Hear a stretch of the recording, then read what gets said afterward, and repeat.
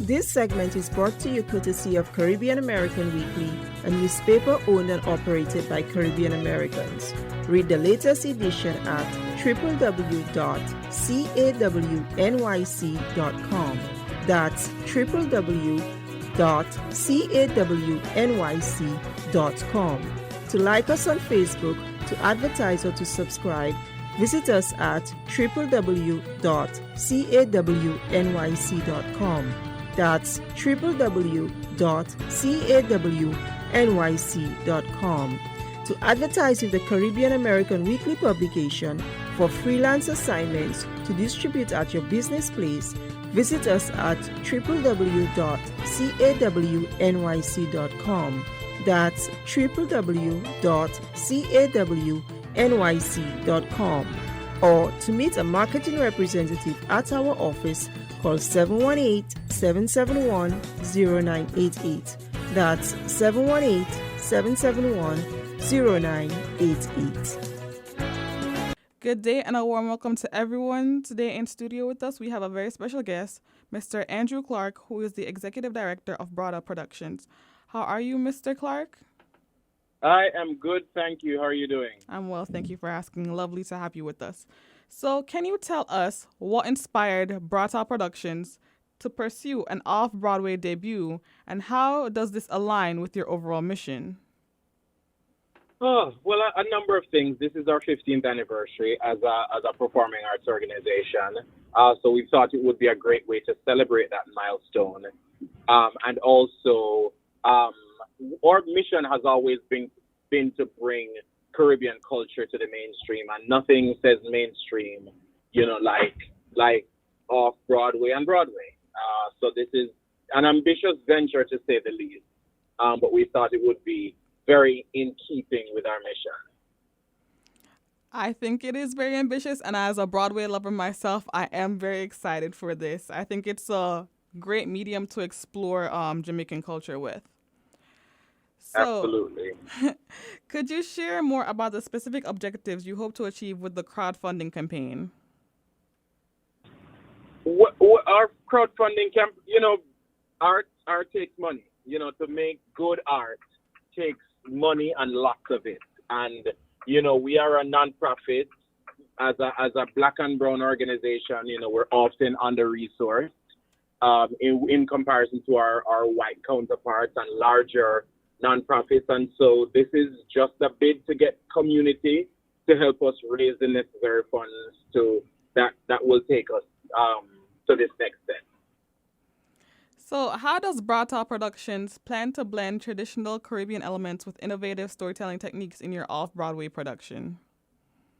It's intrinsic in everything that we do. It comes out through choreography. It comes out in the arrangements. So we're honoring the core folk traditions that our ensemble has been built on. So the group's current name, which is going to be, tweaked a little bit for the off-Broadway run.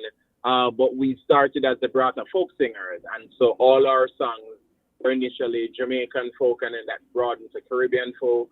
And now we've included some inspirational songs as well as what we call Caribbean classics, anything from old school reggae, a bit of soca and calypso. So we're always going to be going back to home, which is the folk traditions, and then of course, nicing it up, sprucing it up a little bit, and making it young and fresh, so to speak, and more contemporary. So you mentioned folk traditions. What themes or stories from the Caribbean culture are you planning to highlight in this production? For this particular production, we're not exploring a particular theme. As I mentioned, the show is related to folk traditions. The show is a mixture of inspirational songs / gospel songs, some reggae classics, and folk songs. What is different or specific about this show? It's really about highlighting perseverance and resilience, and that speaks to the resilience of a small ensemble surviving for 15 years. I think we're probably one of the only ensembles of our kind in New York, and I dare I say across the northeastern seaboard. But also this year there are a number of islands celebrating milestones. So St. Vincent and the Grenadines, uh, St. Lucia, Grenada is celebrating 50 years of independence, and Haiti is celebrating 220 years. So we will take a moment through these songs, these um, Caribbean classics and our folk songs, to ensure that we are paying homage to each of these islands. What impact do you hope this off Broadway production will have on audiences and the broader cultural understanding of Caribbean heritage? We hope that it will bring a greater appreciation and respect for art form. In the 15 years that we've been doing this work, and certainly before this, I can think of Dr. the Honorable Louise Bennett Coverley, how she really was a champion for acceptance of our folk culture, and specifically the Jamaican language. We oftentimes call it, patois or Jamaican Creole. The Not much has changed in some circles, some 20 something odd years later. And so we're hoping that bringing this work in an off Broadway space will garner the respect for those that have yet to cross the other side, so to speak, and really give our music and our culture the respect that it's due. How does Braata Productions plan to continue its mission and expand its reach following the off Broadway debut? We stay the course. We live and breathe this work, so it doesn't end at the off-Broadway production. We're a multidisciplinary presenting and performing arts organization. We just finished a performance at Rochdale for about 200 seniors, a 2-hour-long show. So this is the work that we do 24/7, 365. We produce theater. We have the folk singing ensemble. We have after-school programs, senior center programs, suite of family festivals, Banker Culture Festival, Caribite, and Christmas Grand Market. So the work continues beyond the off-Broadway production. And in regards to support and engagement, in what ways are you encouraging the community and art enthusiasts to support and share your campaign? It takes cash to keep culture alive, is what I like to say. So we encourage those that have the means and are so inclined to make a donation. Anything, one cocoa, we say in Jamaica, full basket. A little bit, every little bit helps. If folks have the means to donate 5, 10, 20, $100, it all will make up, because this is going to be a production that's going to cost a few $100,000 to really put a good quality production together. With the caveat being that off Broadway in the truest sense is post COVID is costing in the millions. So for us to even attempt a production for a few $100,000 is going to be a lofty feat, but we hope that the community will come behind us and donate, and then of course each one reach one, so people can just share the campaign.